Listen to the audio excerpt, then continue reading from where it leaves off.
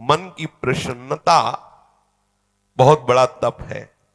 हर समय मन को प्रसन्न रखना बहुत बड़ी साधना है, बहुत बड़ा लाभ है, जिसका हर समय मन प्रसन्न रहता है। जानते हो किसका मन प्रसन्न रहता है? जिसका मन प्रभु से अपनापन कर लिया है। मन को सदैव प्रसन्न रखना है तो भगवत संबंध से ही मन प्रसन्न रह सकता है। ये मन चंचल क्यों रहता है, अशांत क्यों रहता है?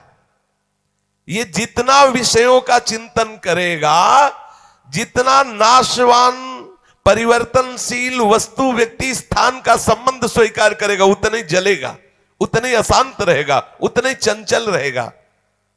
त्यागात शांति अनंतरम, जितना ये सब वस्तु व्यक्ति स्थान का राग त्याग करेगा, उतना ही शांत हो जाएगा, उतना ही आनंदित हो जाएगा, उतना ही प्रसन्न हो जाएगा। मना प्रसादः, यदि आप मन को प्रसन्न करना चाहते हैं तो किसी भी व्यक्ति वस्तु स्थान का इसे संबंध न रख ले पावे, ये सावधानी रखना। और होता क्या है, बोले चलो मनोरंजन करते हैं, कहां? किसी व्यक्ति में, किसी वस्तु में, किसी स्थान में, किसी द्रव्य में। होता क्या है, मनोरंजन होता नहीं, एक नई जलन, एक नई चिंता, एक नई कामना, एक नई वासना, एक नया फसाव। चले थे आनंद लेने और फंस गए। हमारा मन प्रसाद, मन प्रसन्न कब होगा? बहुत ध्यान की बात है। भगवान कह रहे त्यागात शांति अनंतरम, यदि आप शांति देना चाहते हो अपने मन को, आनंद देना चाहते हो, प्रसन्नता पाना चाहते हो, तो आप वस्तु व्यक्ति स्थान के संबंध से रहित कर दो अपने मन को। एकमात्र प्रभु के चरणारविंद में आप अपने मन को लगा दो, फिर आप देखें आपका मन सदैव प्रसन्न रहेगा। क्योंकि प्रभु अविनाशी है, वस्तु व्यक्ति स्थान परिवर्तनशील है। वो एक रस प्रसन्न रह ही नहीं सकता जिसका वस्तु व्यक्ति स्थान से संबंध है, नहीं रह सकता, क्योंकि वो एक रस नहीं है, तो मन कैसे एक रस होगा? वो विनाशी है, परिवर्तनशील है, मूल में दुख है, केवल ऊपर से सुखद दिखाई दे रहा है। मन में अशांति, दुख, क्लेश, बंधन का कारण है किसी वस्तु व्यक्ति स्थान से अपनापन कर लेना। सूक्ष्मता से देख लीजिए, अभी हम यही फंसे हैं, चाहे हम ज्ञानी भगत हो, चाहे प्रेमी भगत हो, अभी केवल मन के भगत हैं, मन को अभी भक्ति के मार्ग में नहीं खड़ा कर पाए। किसी भी वस्तु व्यक्ति स्थान से राग न रह जाना, यह वैरागी का लक्षण है। समस्त वस्तु व्यक्ति स्थान में एकमात्र सच्चिदानंद आराध्य देव को देखना, यह अनुरागी का लक्षण है। हम देखें कि हम ना तो वैरागी है ना अनुरागी है, हम तो रागी है। हर वस्तु व्यक्ति स्थान से हम सुख भोगना चाहते हैं। देख लो, अगर ऐसा नहीं तो फिर मन जाएगा ही नहीं। जब तक सुख की लालसा नहीं, तब तक मन जाने वाला नहीं। इसको जहां जहां सुख का मिलने का भाव है, वहीं वहीं ये जाता है। जब धन, संपत्ति, स्त्री, पुत्र, नाना प्रकार की भोग सामग्री, इनमें हम अपनापन कर लेते हैं तो मन हमारा चंचल हो जाता है। सबका प्रश्न होता है, मन भजन में नहीं लगता, चंचल है। मन चंचल आपने किया है, आपको ही छोड़ना पड़ेगा। आपने वस्तु व्यक्ति स्थान से संबंध कर लिया है, वो चंचल, परिवर्तनशील, नाशवान, वही लक्षण मन को आ रहे। और आप अविनाशी प्रीतम से अपना संबंध कर लो, देखो कितना आनंद मन में रहता है, कितनी प्रसन्नता रहती मन में। भगवत चरणारविंद का आश्रय लेने वाला हर समय प्रसन्न रहता है, ये पहचान है। भारी से भारी विपत्ति में भी उसका हृदय आनंदित रहता है, क्योंकि ये विपत्ति संपत्ति बाहरी बात है। वो जिस आनंद में मगन है, वह न विपत्ति का, न संपत्ति का, दोनों का प्रवेश नहीं, न हर्ष न शोक का। इसलिए मना प्रसादा, साधक ध्यान दे संतुष्ट येन केनवा। हर परिस्थिति में मन को प्रसन्न करना सीखे, प्रसन्न रखना सीखे। परिस्थिति में प्रसन्न तभी रह सकते हैं जब भगवत चरणारविंद का आश्रय नहीं। कभी परिस्थितियां किसी को चैन नहीं लेने देती, कभी संयोग, कभी वियोग, कभी हर्ष, कभी शोक, कभी अनुकूल, कभी प्रतिकूल, कभी मान, कभी अपमान, इसी द्वंद्व में हम पिसते रहते हैं। तो मन कहां प्रसन्नता का अनुभव कर पाता है। मन की प्रसन्नता के लिए सांसारिक वस्तु, व्यक्ति, परिस्थिति, देश काल, घटना आदि को लेकर के हम अपनापन, अहम करके उसे ना माने। जैसे ये व्यक्ति मेरा है, ये वस्तु मेरी है, ये स्थान मेरा है, ये अमुक अमुक मेरे। अब आपका मन प्रसन्न नहीं रहेगा, जलेगा, अशांत रहेगा। अपने स्वार्थ या अभिमान को लेकर किसी का पक्षपात न करना। यदि आप अपने मन को प्रसन्न रखना चाहते हैं तो अपने स्वार्थ की पूर्ति के लिए या अभिमान की पूर्ति के लिए किसी का पक्ष न लेना। किसी का मंगल करने के लिए, किसी को आनंद प्रदान करने के लिए हम भले सलाह दे दें, लेकिन अपना अहंकार पोषण करने के लिए, अपने स्वार्थ की पूर्ति के लिए हम पक्षपात न लें। नहीं, हमारा मन प्रसन्न नहीं रह पाएगा। मन को सदा दया भाव से युक्त रखे, क्षमा भाव से युक्त रखे। दूसरों को कैसे हम सुख पहुंचावें, ऐसे मननशील बने। सदैव सुख देवे को चाव चित, सब सोहित निष्काम।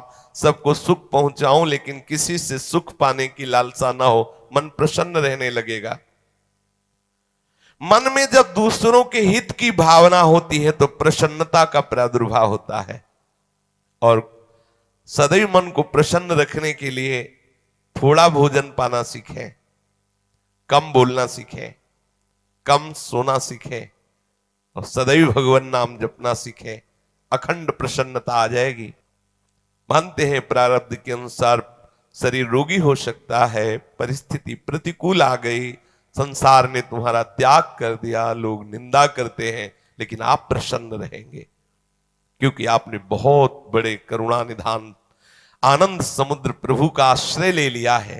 उस आश्रय में जो बाधक भाव है उनका त्याग कर दीजिए। अधिक भोजन करने वाला कभी प्रसन्न नहीं रह सकता। और बड़ी विचित्र ये जिह्वा है, ऊब गए भगवान।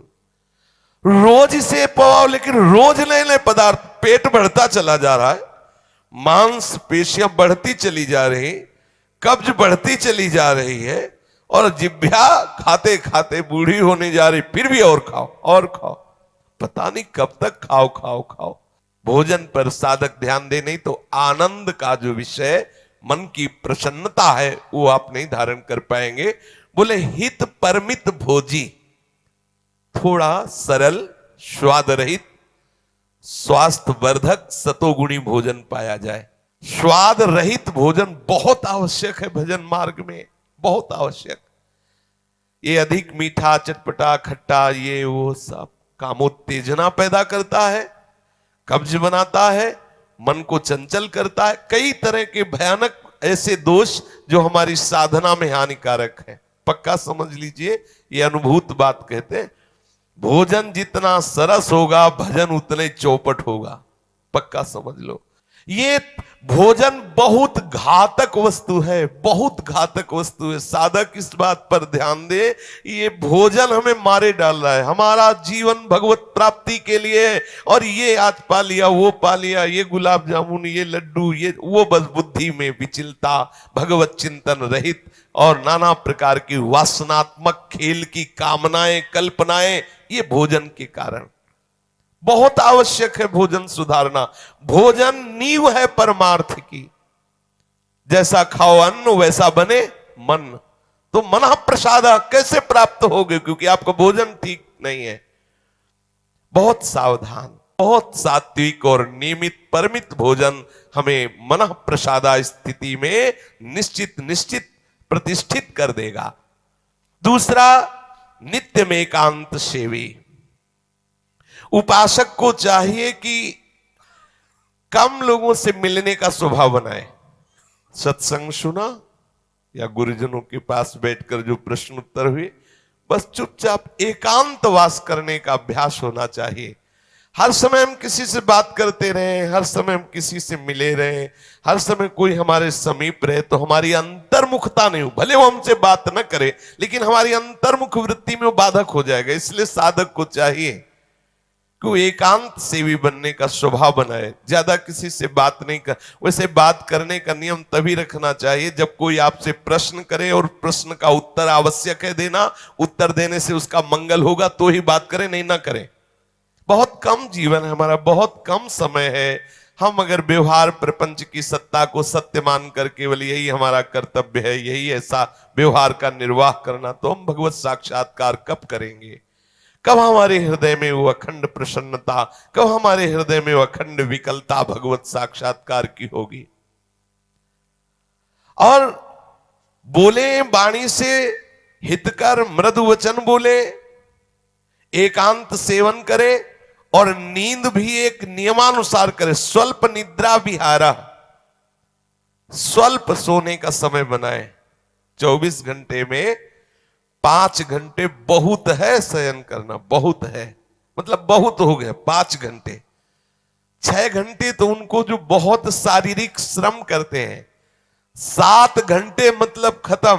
अब इसके आगे साधक शब्द नहीं लगेगा।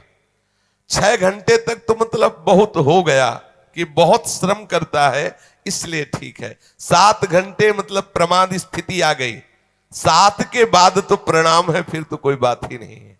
अब आप देख लो किस श्रेणी में आप हैं। उत्तम साधक 4 घंटे में हो जाता है, ठीक है। 5 घंटे, 5 घंटे पर्याप्त है। और जिनको बहुत शारीरिक श्रम होता है वो 6 घंटे, और कुछ तो ऐसे होते हैं कि हर घंटे में झपकी, हर घंटे में आनंद। हाँ, समाधि भाव को, निद्रा समाधि स्थिति, व्यास भरोसे कुंवर के सोत पाव प्रसाद। सत्संग हो रहा है, थोड़ी ढिलाई हुई, बस गए, समाधि में गए बिल्कुल। हाँ, मक्खी भन बनाए चाहे मच्छर बल बनाए चाहे महात्मा भल बनाए, कोई फर्क नहीं पड़ता। अपने निद्रा समाधि स्थिति, आओ समाधि भीतर। स्वामी हरदास जी कहते, मनी उतना डुलाओ, आओ समाधि। आ गए तो थोड़ा सावधान करे। स्वल्प निद्रा विहारा, और घूमने फिरने का भी एक नियम होना चाहिए। आपकी दिनचर्या एक नियमित होनी चाहिए। यदि आप नियम के अनुसार भोजन, नियम के अनुसार शयन, नियम के अनुसार घूमना और नियम के अनुसार बोलना चालना रखेंगे नियम से, तो आपका मन बहुत शीघ्र भगवत चरणारविंद में लग जाएगा। भगवत चिंतन से मन में प्रसन्नता आ जाती है। यदि आप ऐसा करेंगे तो आपका मन सदैव प्रसन्न रहेगा।